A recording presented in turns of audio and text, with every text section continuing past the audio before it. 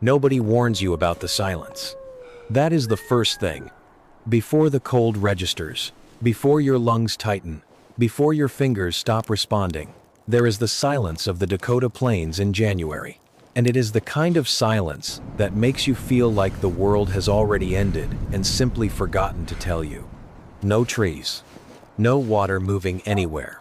No color, except white. A white so complete and so indifferent that it stops feeling like a landscape and starts feeling like an erasure. 35 degrees below zero. The cold that finds the gap between your collar and your jaw and works inward with something that feels almost like intention. And then your body makes a demand. Not a polite request. A hard biological fact, arriving with complete indifference to the wind, the darkness, or the temperature outside. You need a bathroom. Right now. Out here. In this. For most people today, that single moment would trigger a cascade of bad decisions. Where do you go? How far is too far from camp? Which direction is the wind blowing? What do you use to clean up when there is no water, no paper, nothing, and your hands are already too numb to work properly? These are not small questions in extreme cold. Get them wrong, and what started as a basic human need becomes a survival emergency. Waste left too close to camp spreads illness within days. Venturing too far into a whiteout without landmarks means you may not find your way back. In conditions like these, the most ordinary moment of daily life can become the one that kills you. But here is what stopped me when I first began researching the Lakota Sioux, the people who lived on these plains for generations, who raised children here, who survived winters that averaged 5 months of temperatures below freezing. They had solved this problem. Completely. Systematically. With no plumbing, no chemicals, no modern materials of any kind, and their solution was so intelligent, so ecologically precise, that the camps they built remained clean and disease-free through conditions that would collapse a modern expedition in under a week. The holy man Black Elk once said that real knowledge is not what you carry in your hands, it is what you carry in your understanding. And the Lakota understanding of how to manage the most basic human need in the most hostile environment on the continent was a masterpiece of observation, discipline, and respect for the land that fed them. That knowledge begins with a lesson taught in the dark and the cold to an 8-year-old child, a lesson no survival school has ever put in its curriculum, and one that the modern world has almost completely forgotten. If you want to know what that lesson was, stay with us and subscribe now, because every week we go deeper into the survival wisdom that history left behind. Here is something that most people never consider when they think about survival in extreme cold. The difference between life and death is rarely one dramatic decision. It is 100 small, quiet, intentional ones, made before the crisis ever arrives. The Lakota Sioux understood this better than almost any people who have ever lived on this earth, and nowhere was that quiet intelligence more visible than in the way they designed their winter camps from the very first moment they arrived. Every Lakota winter camp was oriented with deliberate precision. The teepee doors always faced east, toward the rising sun, toward warmth, toward the direction from which good things came in Lakota cosmology. But the direction that mattered just as much, the one that kept the entire camp alive through months of brutal winter, was the opposite one. The sanitation zone, the area designated for the body's waste, was always positioned to the northwest, always downwind. This was not coincidence, and it was not comfort. It was engineering. The prevailing winter winds across the Dakota Plains move from the northwest, which means any odor, any bacteria carried on air, any invisible biological risk, moved away from the living circle, away from the food, away from the fire, away from the children. The wind itself became part of the sanitation system. Within that designated northwest zone, the Lakota built what we might today call a snow trench, though that clinical term does no justice to the sophistication behind it. They selected a spot where the snowpack was deep and dense, compacted by wind into a firm surface that could hold its shape. Then they cut into it, not randomly, but at a careful depth, deep enough to contain, shallow enough to allow the cold to work. The floor of this trench was lined with dried prairie grass, harvested and stored before the first freeze. That grass served a function that seems almost too simple until you understand it fully. It absorbed moisture, prevented waste from freezing solid to the ground and becoming unmanageable, and created a natural insulating layer that made the entire system easier to maintain and relocate when needed. Then came the ash. And this is where the Lakota detail separates entirely from anything a general history book will tell you. The ash they used was not from just any fire. It came specifically from cottonwood, the tree that dominated the river valleys of the Great Plains, the tree the Lakota called sacred, the tree whose inner bark fed their horses through the deepest winters when grass was buried under feet of snow. Cottonwood ash burns alkaline-rich. Its pH is high enough to neutralize organic acids, suppress bacterial growth, and eliminate odor at the molecular level, a natural antimicrobial agent that the Lakota had identified through centuries of observation, long before any laboratory confirmed the chemistry behind it. A thin layer scattered over the trench after each use was all it took. Clean, silent, effective. And the system didn't stop there. The Lakota rotated their sanitation zones on a roughly weekly cycle, moving the designated area and covering the previous site with compacted snow and a final layer of cottonwood ash before sealing it completely. No accumulation. No contamination, no disease. The camp moved through winter like a living organism that constantly cleaned itself from the inside out. But here is what I want you to hold in your mind as we keep going, because everything we have covered so far, the wind positioning, the snow trench, the cottonwood ash, the weekly rotation, all of it was the daytime system. What they used after dark, when the temperature dropped another 10 degrees and no one could safely step outside the teepee, was something else entirely. Something so simple and so ingenious that when you hear it, you will wonder why no survival manual has ever given it the attention it deserves. So what happened after dark, when the temperature outside the teepee fell to levels that made even a 30-second trip into the open genuinely dangerous?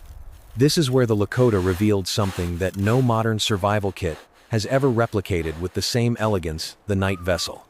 Not a bucket, not a clay pot. A container made from tanned bison hide, and the choice of that material was not tradition for tradition's sake. It was physics. Tanned bison hide, processed through a method the Lakota had refined over generations, using the animal's own brain matter to soften and preserve the leather, possesses a quality that almost no modern synthetic material can match at extreme low temperatures. It does not become rigid in the cold. At 30 below zero, plastic cracks. Metal conducts the cold straight into your hands. But brain-tanned bison hide remains supple, flexible, and manageable, even at temperatures that would make most modern materials brittle and useless. The Lakota had, through centuries of working with this animal, developed a container that functioned perfectly in the exact conditions where everything else failed. The inside of the vessel was lined with a combination of sphagnum moss and dried prairie grass, two materials chosen not by accident, but by generations of accumulated observation. Sphagnum moss is one of the most absorbent natural materials on Earth, capable of holding its own weight in liquid, and it carries mild antimicrobial properties that modern botanists have since confirmed. The prairie grass beneath it added structure and a second layer of absorption, keeping the contents contained and odor suppressed through even a full night inside a closed teepee. In the morning, the contents were carried to the northwest sanitation zone, emptied, and the vessel was cleaned with a mixture of cottonwood ash and fine sand, gathered from frozen riverbanks before the deep cold arrived.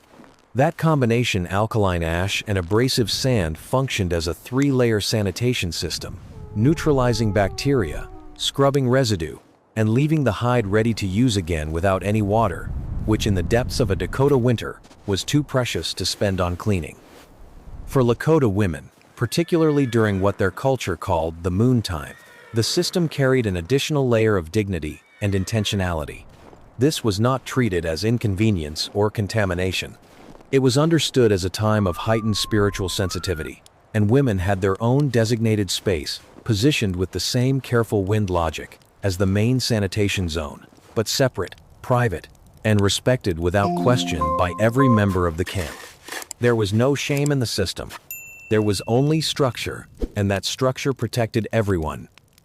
But what we have described so far, the night vessel, the moss lining, the ash and sand cleaning, the moontime protocols, these are the visible techniques, the surface of something much deeper.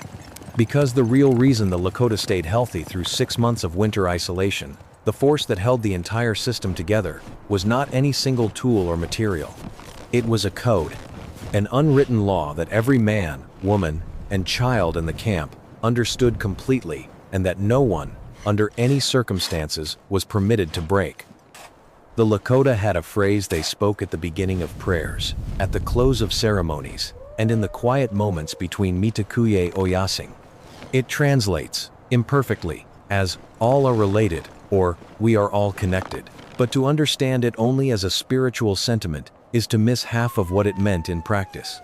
For the Lakota, this was not poetry. It was operating instruction. It meant that every action taken by one person rippled outward into the health of the whole, the community, the animals, the water, the ground beneath the snow. And nowhere was this principle applied more strictly, more practically, than in the unwritten laws that governed winter sanitation.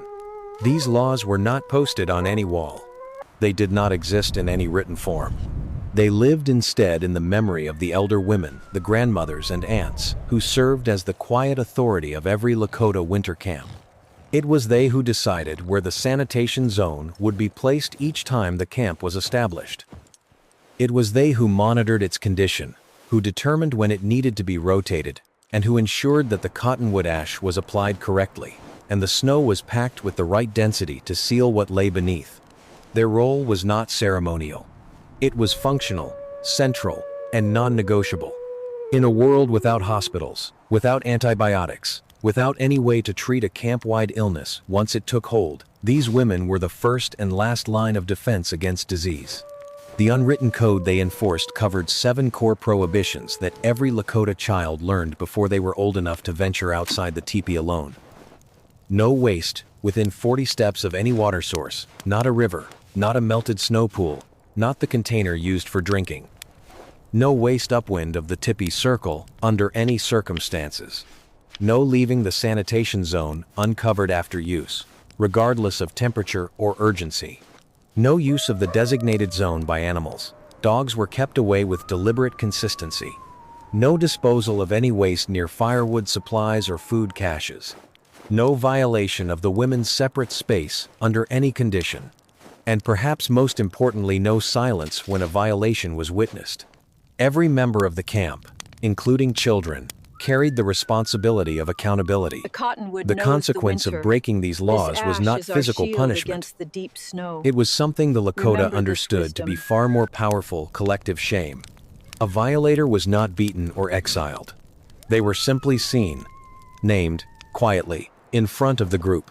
And in a community where survival depended on total trust and total cooperation, the loss of that trust was a wound that cut deeper than any physical penalty could reach. It corrected behavior faster and more permanently than any rule enforced by fear. The power of this system was proven not in comfortable seasons but in the worst moment the Lakota ever faced. In the winter of 1877, following the Battle of Little Bighorn, bands of Lakota were pursued across the northern plains by the United States Army through some of the most punishing cold of that century.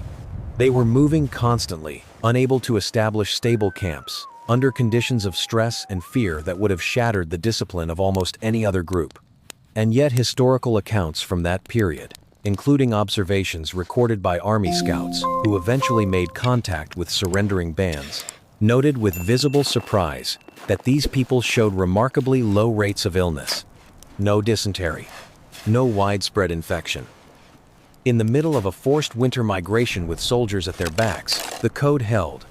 The elder women kept the system running. The community followed it without being told twice.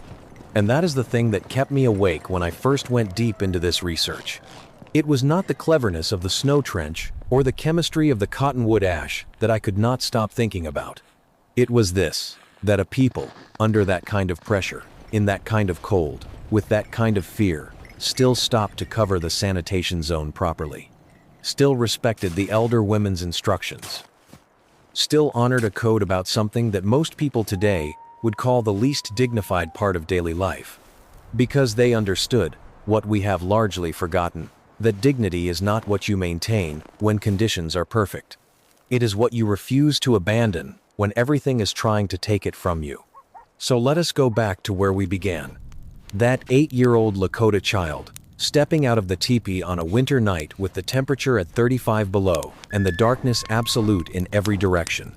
What was that child being taught? Not a technique, not a trick, not a rule to memorize out of fear. That child was being shown a way of seeing a lens through which every action, even the most private and unglamorous one, carried meaning. The elder walking beside them that night wasn't teaching hygiene. They were teaching relationship.